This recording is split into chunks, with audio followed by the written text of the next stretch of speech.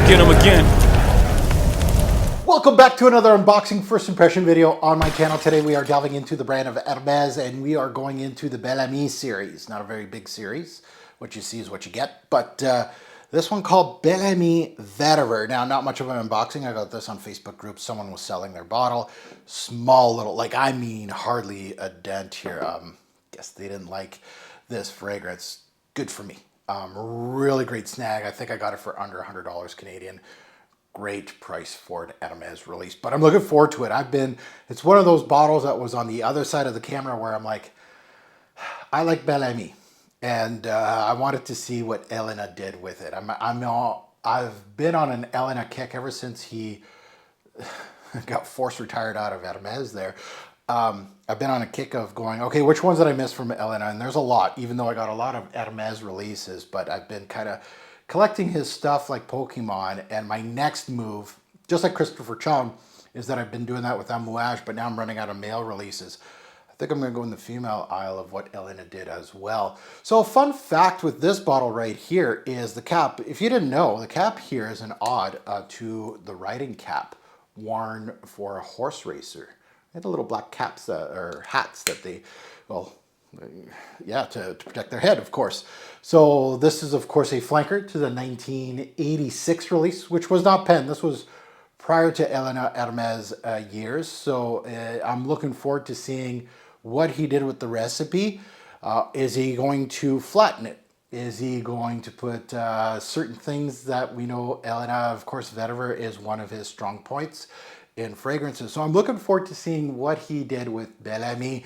Now, if you haven't subscribed yet, what are you waiting for? Welcome to the Roguezoid channel. I'm your host, Mark.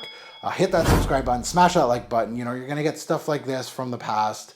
You're gonna get women's fragrances, you're gonna get niche, you're gonna get indie, you're gonna get samples, you're gonna get lists now, finally, on the channel here and there. Which funny enough, this one made a list just recently. I don't think that video has been released yet, so shh. Okay, so let's talk about notes. Let's take a look at the note breakdown on this one and see what we got. Now, on the top, we got cardamom, elemi, and basil. In the mid, we got carnation, vetiver, iris, and vanilla. And in the base, we got leather, styrax, amber, civet. Okay. And patchouli, released back in 2013.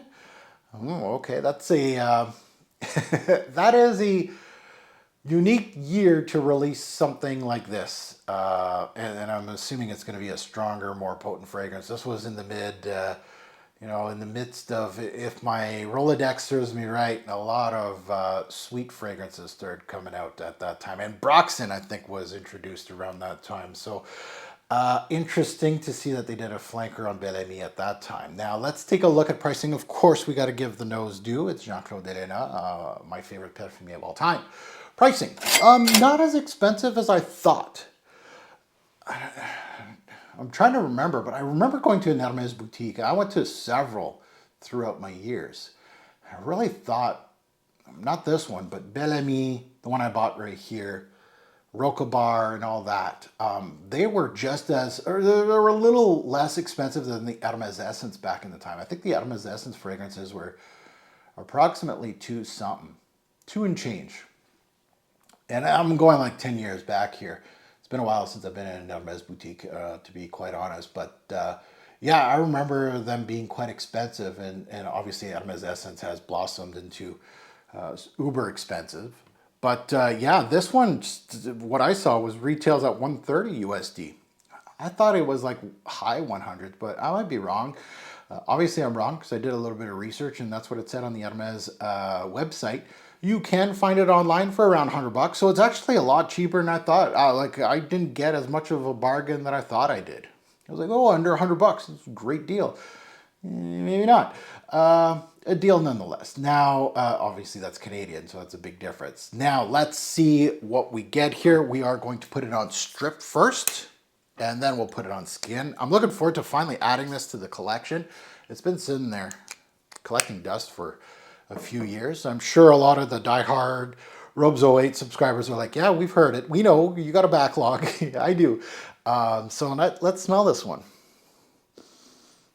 Oh, ooh, this is dark.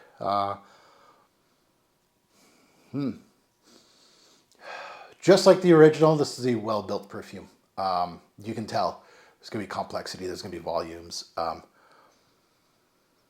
The leather and the spices are at the fore, just like this one. I think this one has a lot more textures to it, a lot more oomph to it from what I'm smelling here on the piece of paper. And immediately with that leathery, spicy combo, I just picture a man with a tweed jacket wearing this. I am just seeing that. I smell the signature cardamom that Elena is known for in Déclaration, among others. There's a little bit of lemon here from the Bel Ami and Vétiver. Vétiver can do a lemony touch as well. The leather isn't as textured or as bold as the original Bel Ami. I can immediately feel that. Neither are the spices. The spices are brought down a notch. This one really punches you, Bel Ami. So minimalist style, as Elena is known for, I wouldn't say that. But cleaned up, respecting your elders in perfumery, I think it was done here. Yeah. This, wow. This is really nice, actually. It's well done. I get the clove-like feel that carnation can give out. And I think the leathery note is from labdanum in here.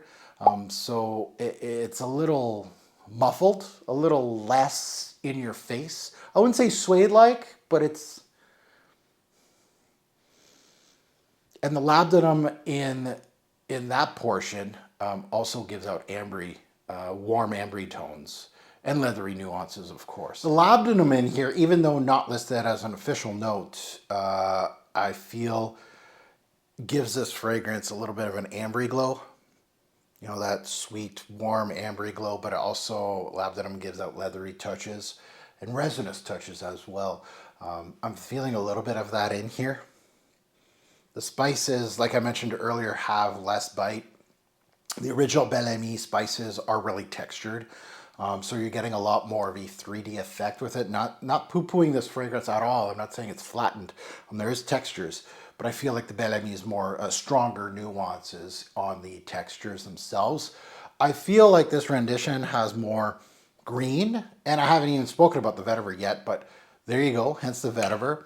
The leather nor the spices have the usual bite. They Elena tamed them down a bit here. And the Vétiver used reminds me of the one used in Vétiver Tonka from the Hermès Essence line. That's where I'm actually going with this one. The sweetness in here, of course, Vétiver Tonka, kind of like a sugar cookie. There's sweetness in it.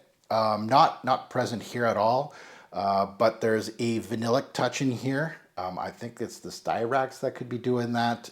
It also gives me a little bit of smoke and leathery and vanillic touches, what styrax can do. So there is a little bit of that in here as well. Still a very traditional scent profile from Hermès, cleaned up a bit for the 2000s. The Bel Ami DNA is, I don't want to say neutered. I think that's the wrong word because that's more of a negative point. I'm saying that it's just neutered itself, basically. No, I think, again, like I said earlier, it's like a really good ode to what was done in the 80s. Elena still respects the old Bel Ami here. Brings in his familiar signatures. I'm seeing a lot of them around this fragrance. It's refined and it's modern.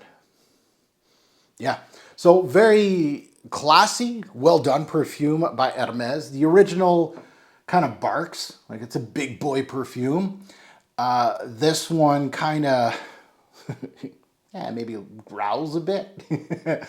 Well balanced. The blending's outstanding in this fragrance and very much signature scent worthy for the right person. Very well done by Hermès, a traditional perfume. Yeah, really well done. I'm happy I have it. I really don't think it's redundant versus the original Bel Ami. I think it has its place. The vetiver is not front and center. So if you're looking for a vetiver fragrance, I would look elsewhere. This is just basically the name of it. I think the vetiver wording is just like, yeah, there's vetiver in here, but it may confuse others by saying, oh, a strong vetiver. I might see it more in the dry down. It's a piece of the puzzle. You can feel it. Excuse me, but there's a lot more going on in Bel Ami vetiver than just a vetiver fragrance here. So now that you heard my take, I'd love to see yours in the comments below. Good, bad, and the ugly, right? This is a classic fragrance. This is a fragrance that is a quote-unquote newer release, honestly. It's not a 2025 release, but it's a newer release that already has a lot of big fragrance heads deeming it a classic. Like, it's already has that stamp of approval from the niche snobs, the vintage heads, and all that. They all love it. And I can see why. It is excellently built.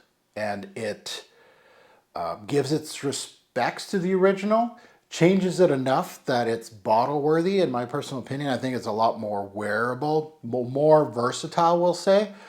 I like the barking Bel Ami. I love it. In these Canadian winters, it's going to give you those textures and it's going to come out swinging.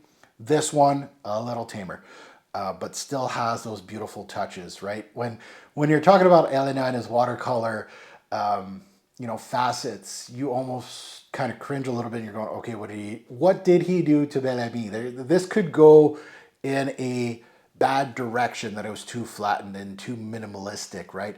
That he took too much away from the original. I don't think this happened here. It was perfectly done for a 2013 release from Hermès as a flanker. I think it was just well done. So I can't wait to see the takes on this one, right? Good, bad, and the ugly. You don't have to agree with me. You don't have to high-five me. You can say this is terrible. I'm open to any comments on the fragrance below. And as always, a great and poor fragrance will make a lasting impression. Choose your scent wisely. Thanks for watching, YouTube. Have a good one.